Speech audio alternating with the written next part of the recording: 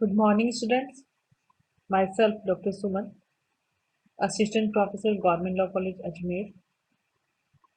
आज हम लोग विधि द्वितीय वर्ष के subject transfer of property act 1882, LLB second year संपत्ति अंतरण अधिनियम के टॉपिक मॉर्गेज बंधक के section 67 rights and liabilities of mortgagee, बंधकदार के अधिकार और दायित्व। इस टॉपिक को हम लोग यहाँ पे समझेंगे। इससे पहले मैंने आपको rights and liabilities of mortgagor, बंधककर्ता के अधिकार और दायित्व के बारे में बताया। मॉर्गेज पढ़ते टाइम हमने देखा कि दो पार्टीज मॉर्गेजर और मॉर्गेजी, बंधककर्ता और बंधकदार, यहाँ पे आप संपत्ति मॉर्गेज संपत्ति, मॉर्गेज मनी और मॉर्गेज डीड। मॉर्गेज के टाइम ये सब मैंने आपको इन सब की डेफिनेशन बताई। आज हम लोग की मॉर्गेज तो कर दी, संपत्ति बंधक रख दी, अब बंधकदार के क्या राइट्स होंगे और उसकी क्या लाइबिलिटीज होंगी, ये हम पढ़ेंगे, समझेंगे आज हम यहाँ पे इसे। तो स्टार्ट करते हैं सेक्शन 67 से।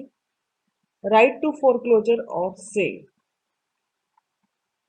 जब मैंने बंधककर्ता के अधिकार और दायित्व बताए थे तो स्टार्टिंग में सेक्शन 61 में बताया था कि संपत्ति को छुड़ाने का अधिकार होगा। राइट टू रिडम्पशन बंधककर्ता का अधिकार था। इसी प्रकार कि अगर मॉर्गेज मनी नहीं चुका पाता है बंधककर्ता, रकम ड्यू होने पर भी वो नहीं दे पाता है, तो फिर बंधकदार के पास क्या अधिकार होंगे। तो सेक्शन 67 में बताया गया है कि पुरोबंध या विक्रय का अधिकार बंधकदार के पास होगा। कि अगर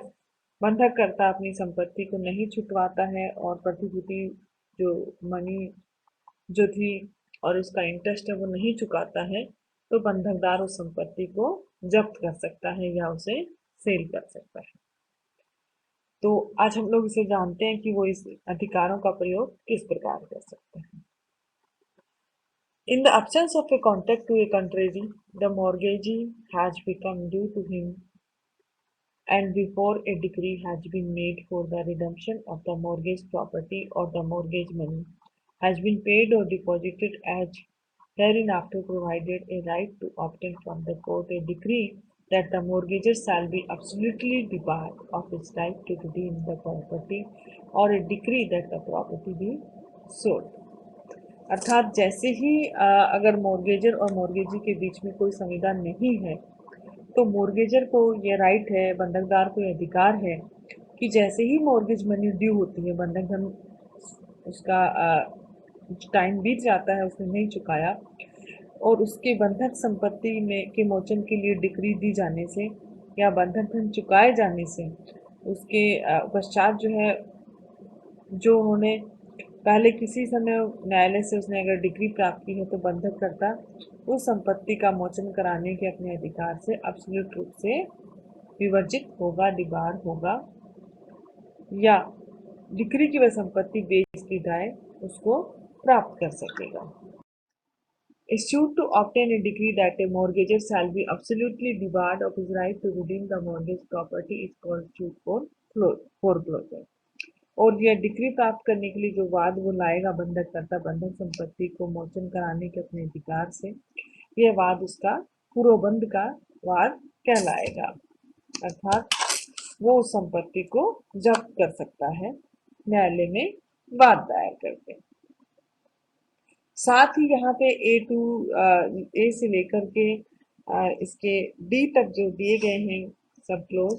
उसमें बताया गया है कि इस धारा में इन शर्तों के अधीन रहते हुए, मतलब यह नहीं समझा जाएगा कि ए से डी तक जो व्यवस्था की गई है उसके अधीन रहते हुए वो उसका फोरक्लोजर कराएगा।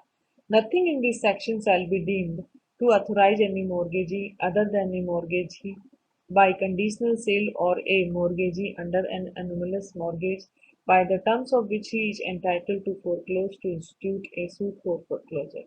or an usufructuary mortgagee as such for a mortgagee by conditional sale as such institute a suit for sale।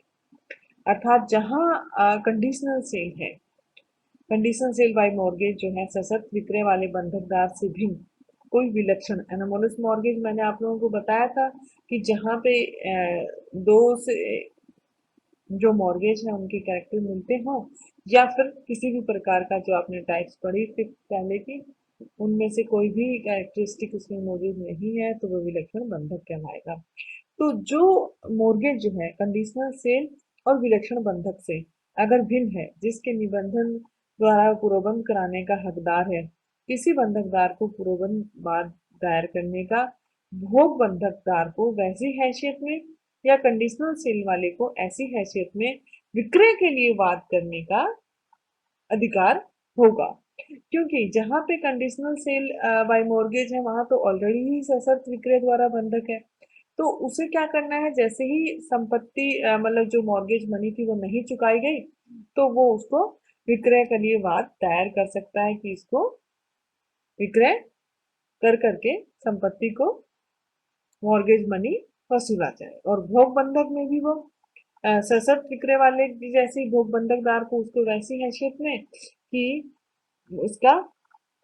जो है मॉर्गेज मनी वसूल नहीं हो पा रहा तो उस हैसियत में उसको वाद दायर कर सकता है। इसी तरह बी क्लोज ये कहता है कि उस बंधककर्ता को जो बंधकदार के अधिकार या ट्रस्टी की हैसियत से उसके लीगल रिप्रेजेंटेटिव की हैसियत से अगर उसने प्रॉपर्टी को धारण कर रखा है जो संपत्ति के विक्रय के लिए वाद ला सकता है तो वो वाद लाने के लिए अथोराइज्ड होंगे। To authorize a mortgagor who holds the mortgagee's rights as his trustee or legal representative and who may sue for a sale of the property to institute a suit for fraud। C जो है वो कहता है to authorize the mortgagee of a railway canal और to other works in the maintenance of which the public are interested to institute a suit for foreclosure और sale. अर्थात कोई भी रेल है, नहर है या ऐसे कोई भी कार्य है जिसके जहां जनता का इंटरेस्ट है, पब्लिक इंटरेस्टेड है, वहां बंधकदार जो होगा वो पूर्वबंध या विक्रय के लिए वाद संचित करने को अथोराइज कर देती है उन सबको। जहाँ पे जनहित, जैसे आपने पीआईएल नाम सुना होगा, तो वहाँ जनता हितमंद है, वहाँ वो उनको वाद संचित करने के लिए अथोराइज कर देते हैं।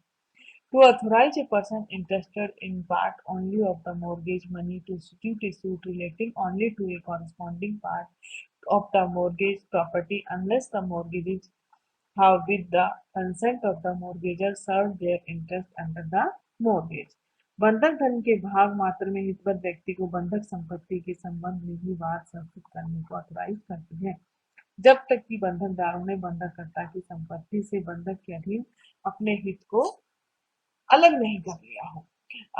ये डी जो है सब क्लॉज डी है वो ये कहना चाह रहा है कि अगर उस मॉर्गेज संपत्ति में जरा सा भी किसी का इंटरेस्ट है, हित है, तो वो भी उसमें वाद दायर कर सकता है।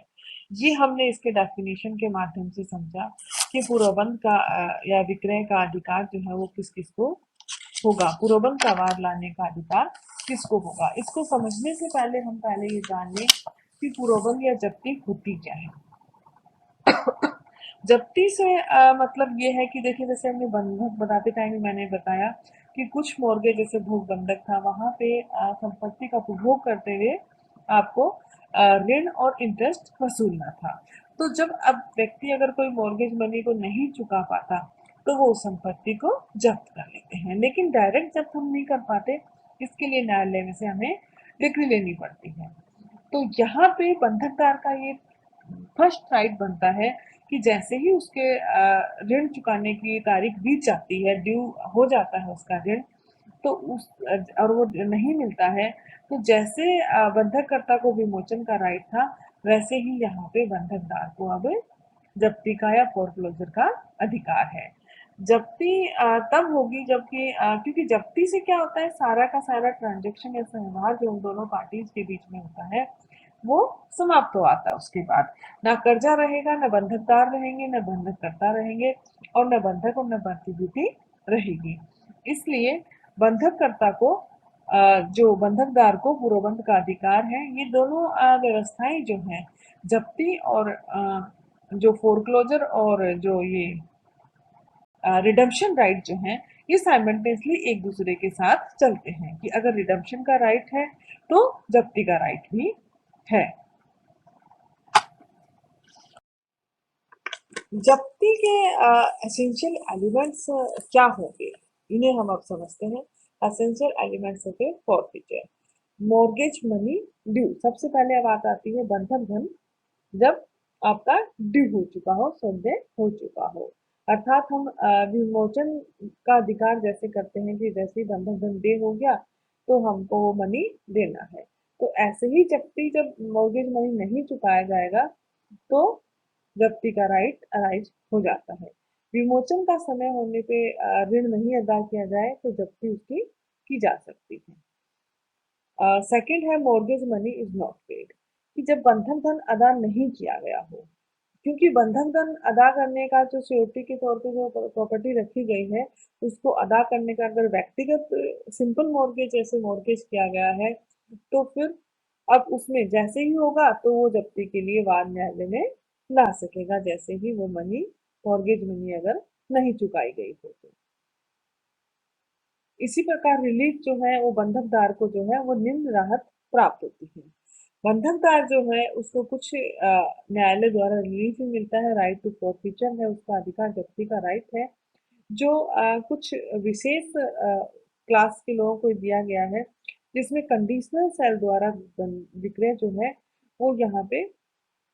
क्योंकि वहीं पे आपने देखा सशर्त विक्रय में क्या था, स्पष्ट रूप से उसको विक्रय कर दिया गया था। मॉर्गेज इसलिए था कि निश्चित समय तक वो उस संपत्ति को, प्रतिभूति को, जिसको वो गिरवी रखा है श्योरिटी के तौर पे, उसको ऋण चुका करके वसूल लेगा। इसके इसलिए यहाँ पे लिखा गया है कि कंडीशनल सेल में जो है इसके अलावा किसी भी प्रकार के बंधकदार को पूर्वबंध का अधिकार नहीं है। साथ ही जो है उसको विक्रय का अधिकार, सेकंड रिलीफ जो है उसको राइट टू सेल का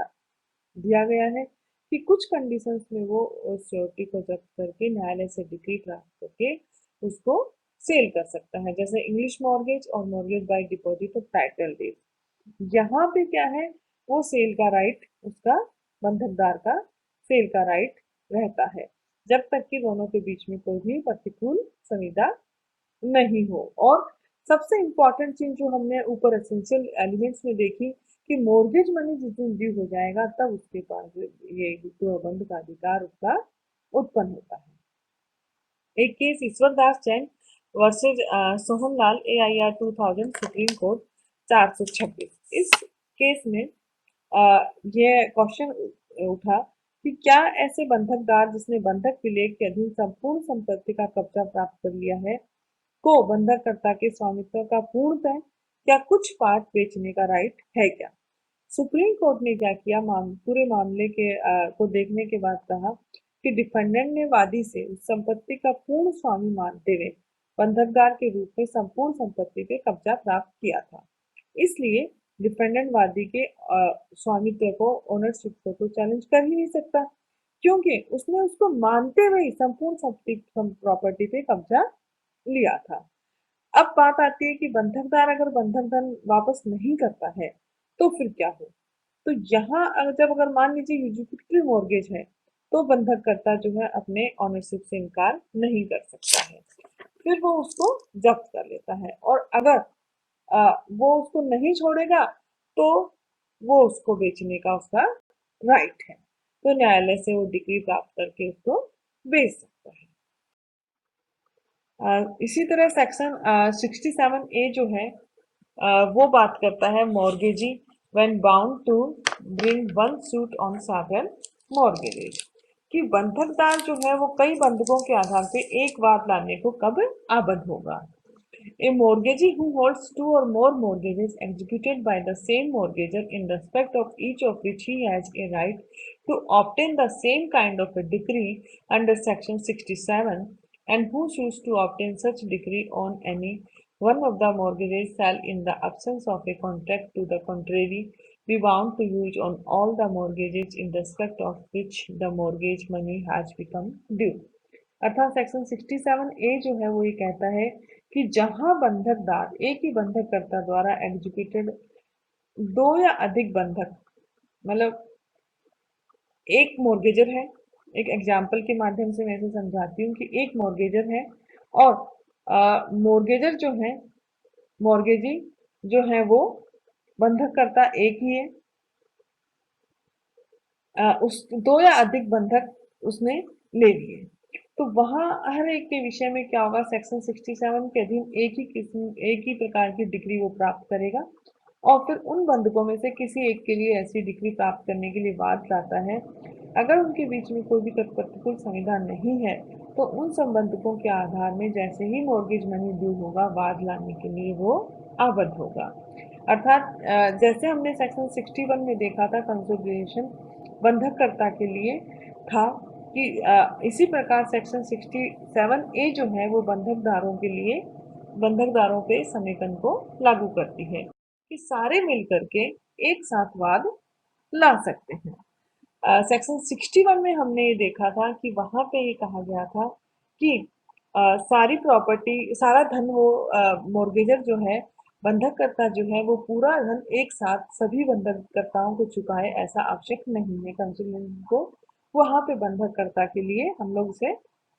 अ, नहीं मान रहे थे, समाप्त कर रहे थे, क्योंकि एक साथ उसके पास इतना अधिक धन हो आवश्यक नहीं है। और अगर नहीं है तो फिर उसको मोर्गेजी मोर्गेजी को जो है जप्ती का राइट हो जाएगा। इसलिए वहां पे तो समेकन के सिद्धांत को मना किया गया था और सेक्शन 67 जो है वो बंधकदारों के लिए समेकन को लागू करते हैं कि एक साथ वो मिल करके सारे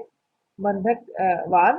ला सकते हैं। जैसे ही एक से अधिक अगर कोई बंधककर्ता द्वारा जो एक से अधिक मॉर्गेज अगर उसने धारण कर रखे हैं, उसके पास है मॉर्गेज प्रॉपर्टी है, तो वो अलग अलग मुकदमा दायर नहीं कर करके उस संपत्ति में दो अलग अलग बंधक रखने वाले बंधकदार अलग अलग मुकदमा न दायर कर करके एक साथ मुकदमा दायर कर सकते हैं। So rule of consolidation is apply on mortgagee and rule of consolidation is not apply on mortgager. ये सेक्शन 67 और 67 में रूल ऑफ कंसोलिडेशन आता है कि समेकन का सिद्धांत जो है वो बंधककर्ता के लिए तो समेकन को समाप्त करता है और बंधकदार के लिए समेकन को लागू करता है। एक case Subramaniam versus Subramaniam versus Bala Subramaniam 1933 Madras. इस केस में मद्रास हाई कोर्ट ने यही कहा कि जहां बंधकदार किसी संपत्ति में कई बार एक से अधिक बार अगर उसने कर्ज लिया है तो सारे बंधक एक साथ वसूलने का अधिकार है, या अगर कोई नहीं वसूलेगा तो सभी बंधकों में जो कॉज ऑफ एक्शन है वो अलग अलग हो जाएंगे। तो एक ही संपत्ति पे एक से अधिक वाद दायर हो जाएंगे, इसलिए सभी आपस में एक साथ वाद दायर कर सकते हैं। सेक्शन अब आता है सेक्शन 68 बंधक धन के लिए मुकदमा, right to sue for mortgage money. बंधक धन के लिए हम लोग कब वाद दायर कर सकते हैं? मॉर्गेज जब्ती का जो मुकदमा है वो बंधक धन के लिए सूट फॉर मॉर्गेज मनी जो है वो सेक्शन 68 इस चीज को डिफाइन करता है कि कब हो सकता है। The mortgagee has a right to sue for the mortgage money in the following cases and no others, namely, where the mortgagee binds himself to repay the same, where by any cause other than the wrongful act or default of the mortgager or mortgagee the mortgaged property is fully or partially destroyed or the security is rendered insufficient within the meaning of section 66 and the mortgagee has given the mortgager a reasonable opportunity of providing further security enough to render the whole security sufficient and the mortgager has failed to do so। अर्थात जहां बंधक धन के लिए वाद लाने का अधिकार बंधकदार को ये कहता है सेक्शन 68 कि ये जो परिस्थितियां होंगी ए से लेके ए बी सी में जो डिफाइन की गई हैं, डी में ए टू डी में, उन परिस्थितियों में ही कोई भी बंधकदार जो है बंधकवाद ला सकता है। तो फर्स्ट कंडीशन जो बताई गई है 68 ए में वो ये है कि जहां बंधककर्ता बंधक धन के जैसे ही ड्यू होता है अपने आप को आबद्ध करता है, उसको चुकाने के लिए खुद को बाइंड करता है। मॉर्गेजर बाइंड्स हिमसेल्फ की खुद को, जैसा हमने सिंपल मॉर्गेज में देखा था कि व्यक्ति से है वो अपने आप को इस चीज के लिए सिंपली, क्योंकि प्रतिभूति के तौर पे वो कोई भी सिंपल मॉर्गेज में कुछ भी सिक्योरिटी के तौर पे कोई भी प्रॉपर्टी नहीं रख रहा था। वो व्यक्तिगत रूप से अपने आप को आबद्ध कर रहा था कि मैं अमुक तारीख को ये धन चुका दूंगा। तो ऐसी कंडीशन में जैसे ही वो मनी ड्यू होता है, तो वो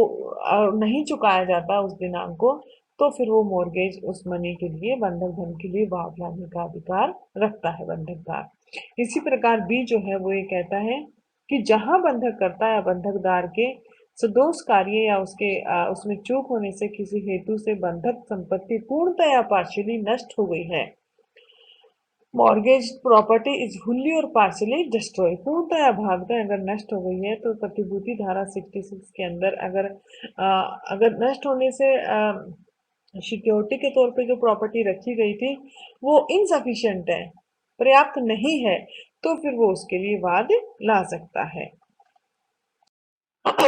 C. Where the mortgagee is deprived of the whole or part of his security by or on its consequences of the wrongful act or default of the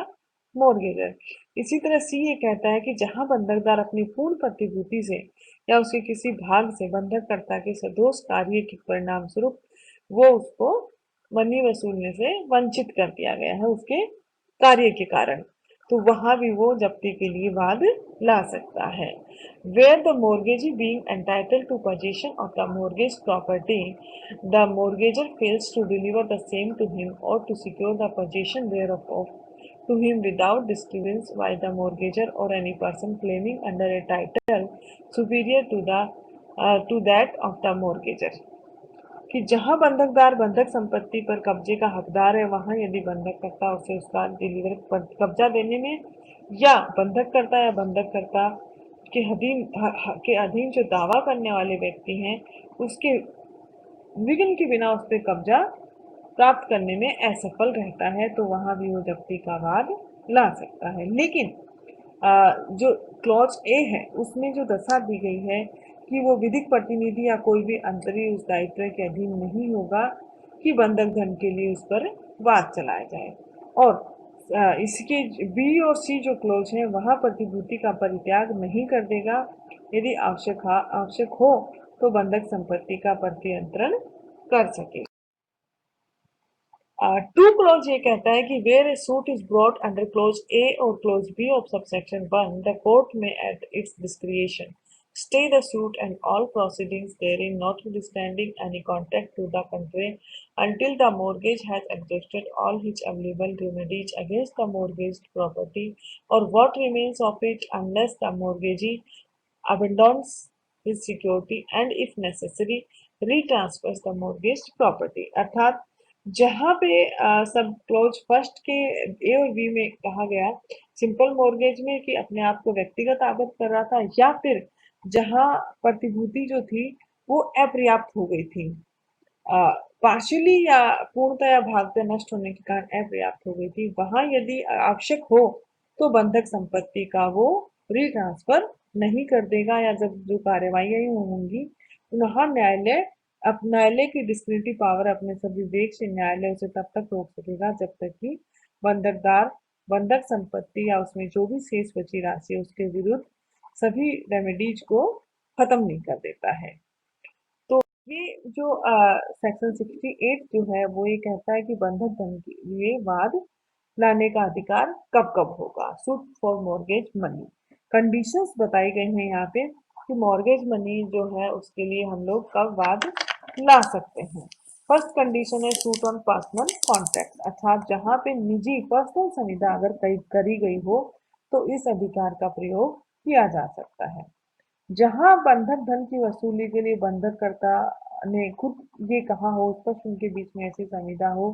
personal जैसे simple mortgage में था, मैंने अभी पिछली स्लाइड में बताया कि जहां व्यक्तिगत दायित्व उसने अपने ऊपर लिया है, तो ऐसी संविदा जहां होगी सादे बंधक में या इंग्लिश मॉर्गेज जो है वहां मॉर्गेज मनी के लिए जब्ती के लिए वाद लाया जा सकता है।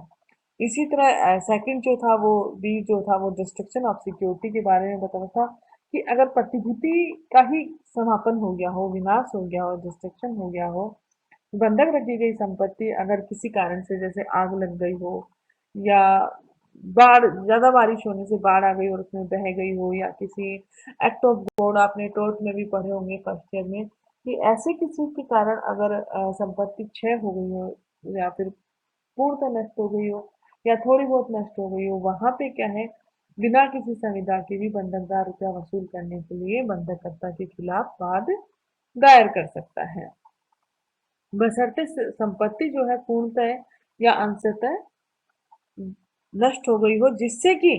सिक्योरिटी के तौर पे जो संपत्ति रखी गई हो, वहां पे प्रतिभूति की राशि अपर्याप्त, इनसफिशिएंट हो गई हो, जितना आवश्यक है, कि अगर, क्योंकि अगर फिर भी नष्ट होने के बावजूद भी अगर सिक्योरिटी के तौर पे जो प्रॉपर्टी रखी गई थी वो पर्याप्त है, जिससे कि उसका मॉर्गेज मनी चूक जाएगा, वो उससे वसूल सकता है, तो फिर वाद दायर करने का राइट नहीं होगा। लेकिन जब नहीं कर पा रहा हो, अपर्याप्त, इनसफिशिएंट हो गई हो, तब वो वाद दायर कर पाएगा। थर्ड कंडीशन है लॉसिंग पोजीशन बाय मॉर्गेज, कि बंधककर्ता की चूक या किसी अन्य दोषपूर्ण कार्य के कारण वो, ऐसा कुछ हो गया हो जिससे कि बंधककर्ता ने जो बंधकित संपत्ति रखी थी उसके किसी नेग्लिजेंस के कारण वो अगर नष्ट हो गई, और या फिर बंधकदार के कब्जे से निकल चुकी है, या कोई और चीज हो गई उसमें, तो बंधकदार के पास ये राइट है कि वो उसके लिए सूट दायर कर सकता है। यहाँ आवश्यक सिर्फ इतना है कि बंधककर्ता के किसी दोषपूर्ण कार्य के कारण ऐसा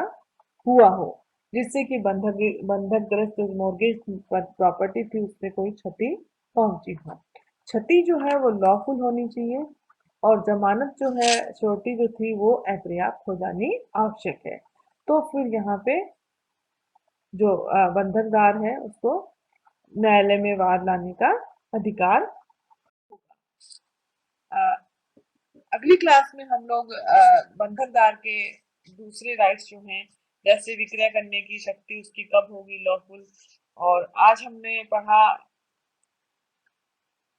जब्ती का अधिकार और विक्रय का अधिकार, बंधकदार के राइट्स हैं। जैसे बंधककर्ता के राइट्स थे रिडेम्पशन, उसी तरह फॉरफीचर जो है, फोरक्लॉज जो है, वो बंधकदार का राइट था। Thank you.